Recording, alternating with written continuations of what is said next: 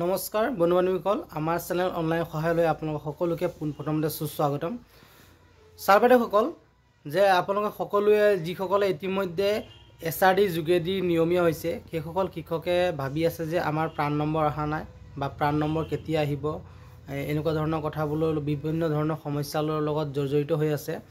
গতিকে কথাটো হ'ল যে আপোনালোকৰ প্ৰাণ নম্বৰ আহিব, দুদিনমান অপেক্ষা কৰক, কাৰণ আপোনালোকৰ এদিনত NSDL পৰ্টেলত 999টা কেণ্ডিডেটৰহে আপোনাৰ আপলোড হয় প্ৰাণৰ বাবে। যি NPSৰ পৰা আপলোড কৰে প্ৰাণৰ বাবে 999 জনৰহে এদিনত পাৰ ডে আপলোড হয়।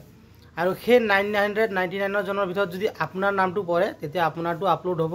সেইমতে প্ৰত্যেকজন শিক্ষক শিক্ষয়িত্ৰীয়ে তেখেতসকলে প্ৰাণ নম্বৰটো পাবলৈ সক্ষম হ'ব। কিছুমানৰ হয়তো পলম হ'ব বা কিছুমানৰ সোনকালে পাব, হয়তো লৈ ইমান বিশেষ চিন্তাৰ কাৰণ নাই, কাৰণ প্ৰাণ নম্বৰটো হৈছে পাৰ্মানেণ্ট ৰিটায়াৰমেণ্ট একাউণ্ট নাম্বাৰ। এই নাম্বাৰটো আপোনালোকক যেতিয়া আপোনালোকে ৰিটায়াৰমেণ্ট হ'ব তেতিয়াহে আপোনালোকৰ প্ৰয়োজন হ'ব। বৰ্তমান যিসকল শিক্ষক শিক্ষয়িত্ৰী নতুনকৈ নিয়মীয়া হৈছে সেইসকলে চিন্তিত হ'ব লাগে যে CUৰ কাৰণে staff inspection unit CU approval হ'ব লাগে।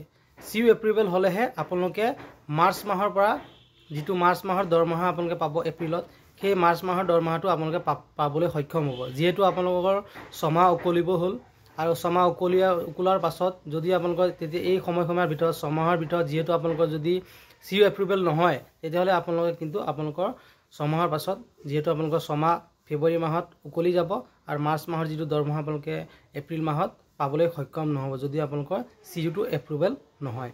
গতিকে আপোনালোকৰ CU এপ্ৰুভেল হৈছে নাই বা CU এপ্ৰুভেল হৈছে যদি আপোনালোকে কেনেকৈ ষ্টেটাছ চাব যে আপোনালোকৰ CU এপ্ৰুভেল কোনখিনি জেগাত আপোনালোকৰ ষ্টেটাছত কোনখিনি জেগাত পেণ্ডিং হৈ আছে সেইখিনি জানিবলৈ কাৰণে আপোনালোকৰ DDO লগ কৰিব লাগিব। DDOক লগ কৰি লৈ বা আপোনালোকৰ যিজনে একাউণ্টেণ্টে DDOৰ কামখিনি কৰে সেইখিনি তেখেতক লগ ধৰি তেখেতৰ লগত আপোনালোকে যোগাযোগ কৰি আপোনালোকৰ নামৰ এগেইনষ্টত আপোনালোকৰ ষ্টেটাছটো চেক কৰিব পাৰিব যে আপোনালোকৰ CUটো কোনখিনিত বা কোনটো টেবুলত আপোনালোকৰ পেণ্ডিং হৈ আছে সেই সম্পৰ্কে আপোনালোকে জানিব পাৰিব। আৰু CU যেতিয়া আপোনালোকৰ এপ্ৰুভ হৈ যাব তেতিয়াহ'লে আপোনালোকৰ মোৰ মোবাইল স্ক্ৰীণত দেখুৱাৰ দৰে এনেকুৱা ধৰণৰ এপ্ৰুভৰ মেছেজ এটা আহিব। আৰু বহুতো শিক্ষক শিক্ষয়িত্ৰীৰ CU যেতিয়া আপোনালোকৰ ইনিচিয়েট কৰে, অৰ্থাৎ যেতিয়া আপোনালোকৰ CUৰ কাৰণে এপ্ৰুভেলৰ কাৰণে পঠিয়াই মানে এপ্লাই কৰে, এই এপ্লাই কৰোঁতে কিছুমানৰ মেছেজ আহিছে ইনিচিয়েটেড বুলি, সেই মেছেজটো কিন্তু CU এপ্ৰুভেলৰ নহয়।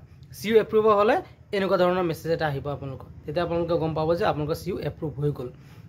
আৰু CU এপ্ৰুভ হোৱাৰ পাছতে আপোনালোকৰ দৰমহাখিনি ৰেগুলাৰ মতে পাবলৈ সক্ষম হ'ব। আৰু আপোনালোকৰ ফিন আছামত গৈ পেলাই আপোনালোকে যেতিয়া আপোনালোকৰ চেলাৰী স্লিপত চাব তেতিয়া আপোনালোকে দেখিবলৈ পাব তাত আপোনালোকৰ চেলাৰী যিটো আপোনালোকৰ কেটাগৰী, তাত কেটাগৰীত আপোনালোকৰ জেনেৰেল বুলি লিখা থাকিব। এতিয়া বৰ্তমান সকলোৰে চাগে প্ৰভিজনেল বুলি লিখা আছে। গতিকে যাৰ এপ্ৰুভ হোৱা নাই, এপ্ৰুভ হোৱাৰ পাছত আপোনালোকে কিন্তু যেতিয়া মাৰ্চ মাহৰ চেলাৰীটো উইথড্ৰ কৰিব তাৰপিছত আপোনালোকে এপ্ৰিল মাহত যেতিয়া আপোনালোকে আপোনাৰ ফিন আছামত চাব তাত আপোনালোকে দেখা পাব যে আপোনালোকৰ কেটাগৰীটো জেনেৰেল বুলি লিখা আছে। আৰু দ্বিতীয় কথাটো হ'ল যে এই যিটো NPSৰ লগো, এই মোৰ মোবাইল স্ক্ৰীণত আপোনালোকে চাব পাইছে, এই যিটো NPSৰ লগোটো আপোনালোকৰ সেউজীয়া হৈ থাকে ফিন আছামত। এই সেউজীয়া হোৱাৰ কাৰণটো হ'ল যে যিসকলৰ প্ৰাণ নম্বৰ আহি গ'ল, প্ৰাণ নম্বৰ অহাৰ পাছত প্ৰাণ নম্বৰ আৰু PPAN নাম্বাৰটো আপোনালোকৰ দুইটা যিটো পাৰ্মানেণ্ট পেঞ্চন একাউণ্ট নম্বৰ সেই আৰু প্ৰাণ নাম্বাৰটো এই PPAN আৰু প্ৰাণ নম্বৰটো যেতিয়া আপোনালোকৰ মেপিং হৈ যায় প্ৰাণ নম্বৰ পোৱাসকলৰ, সেয়ে এই NPSৰ লগোটো ৰেডৰ পৰা গ্ৰীণ হৈ যায়। সেই গ্ৰীণ হ'বৰ কাৰণে আপোনালোকে প্ৰাণ নম্বৰ পাব লাগিব। প্ৰাণ নম্বৰ পোৱাৰ পাছত DDO লগ ইন কৰি একাউণ্টেণ্টসকলে আপোনালোকৰ সেই মেপিং কৰি দিব PPAN আৰু প্ৰাণটো। মেপিং কৰাৰ পাছত আপোনালোকে NPSৰ লগোটো গ্ৰীণ হৈ যাব। সেই কথাটোৱে, সেই গ্ৰীণ হোৱাটোৱে কিন্তু CU এপ্ৰুভ হোৱা নুবুজায়। CU এপ্ৰুভ হ'লে আপোনালোকৰ মেছেজ আহিব, মই ইতিমধ্যে আপোনালোকক দেখুৱালোৱে মোৰ মোবাইল স্ক্ৰীণত। গতিকে এই ভিডিঅ'টোৰ জৰিয়তে আপোনালোকক এইখিনি কথা অৱগত কৰিবলৈ কাৰণে মই এই ভিডিঅ'টো প্ৰস্তুত কৰিছোঁ। যদি আপোনালোকৰ এনেকুৱা ধৰণৰ ভিডিঅ' বা আপোনালোকৰ যিবোৰ ভিডিঅ'ৰ প্ৰয়োজন হয়, অৰ্থাৎ আপোনালোকে কমেণ্টত জনাব যে কেনেকুৱা ধৰণৰ ভিডিঅ' আপোনালোকক লাগে বা এনেকুৱা ধৰণৰ ভিডিঅ' পাই থাকিবলৈ আমাৰ চেনেলটো ছাবস্ক্ৰাইব কৰিব। আৰু যদি ভিডিঅ'টো ভাল পাইছে লাইক কৰিব, কমেণ্ট কৰিব, শ্বেয়াৰ কৰিব। আজি ভিডিঅ'টো ইমানখিনিতে আছিল। পুনৰ লগ পাম এটা নতুন ভিডিঅ'লৈ। জয় অসম, বন্দে মাতৰম।